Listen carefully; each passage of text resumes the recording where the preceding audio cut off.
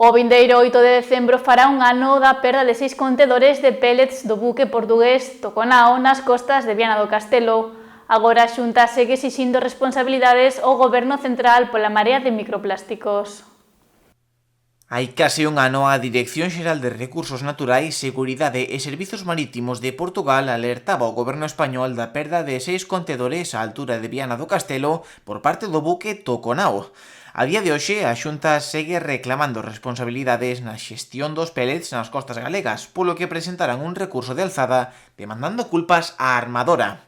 A conselleira de Medio Ambiente visitou hoxe a praia de Queiruga, en Porto do Son, para anunciar que o Goberno autonómico presentará este recurso de alzada ao Executivo español demandando responsabilidades á armadora polo incidente que derivou nunha marea de pellets en toda a costa galega.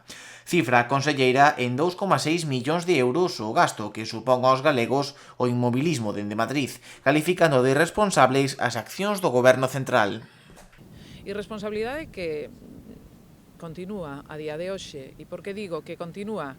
Porque incurrimos nun gasto, todos os galegos, 2,4 millóns de euros que alguén os ten que pagar e que hai unha responsabilidade por parte de un goberno central que nun principio, sendo o Ministerio de Transición Ecolóxica e poñéndonos en contacto con eles, deciden que lle pasan a pelota a outro ministerio como é o de Transportes e Mobilidade e este outro ministerio pois decide que non vai a pedir responsabilidade do punto de vista medioambiental. Co cal, a Xunta de Galicia sigue sin obter ningún tipo de resposta oficial en relación pois ao acontecido e, polo tanto, estamos traballando nun recurso de alzada. A Xunta mantén polo momento negociacións extraxudiciais con representantes da navieira. Fano, segundo a titular de Medio Ambiente, para non permitir que algo alleo ás súas competencias teña maior impacto en Galicia. Pedirán tamén un endurecemento da legislación europea sobre o transporte marítimo de materiais contaminantes para exixir máis responsabilidade. Estamos en negociacións extraxudiciais tamén pois cos representantes da navieira porque o que si non podemos permitir é que algo alleo totalmente ás nosas competencias ao final o acabe sufragando tamén os galegos e as galegas.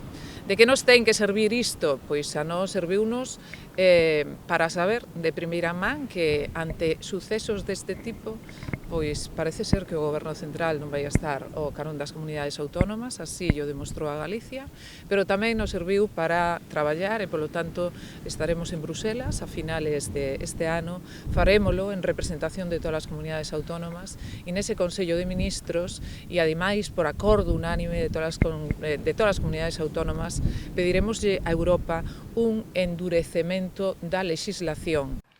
Respecto á situación actual das costas galegas, Ángeles Vázquez sinalou que a cantidade de pellets que chegan a elas é ínfima. Sobre os 5.000 kilos de microplásticos recollidos no litoral, afirma que todos foron correctamente tratados na planta de Sogama. Nos pedimos, efectivamente, que se habilitaran sistemas para saber que vai a acontecer co resto dos residuos que están no mar. Non sabemos tampouco absolutamente nada, lembrar que é en praias portuguesas e, por tanto, pois ningunha competencia ten a comunidade autónoma. E, por outro lado, cos pellets que recollemos, agardamos durante un tempo para ver si por parte da empresa pois se requería pois devolvelos, non foi o caso, eses pellets pois viñan mezclados con outro tipo de residuos e, polo tanto, procedeuse a súa valoración na planta que temos en Sogama.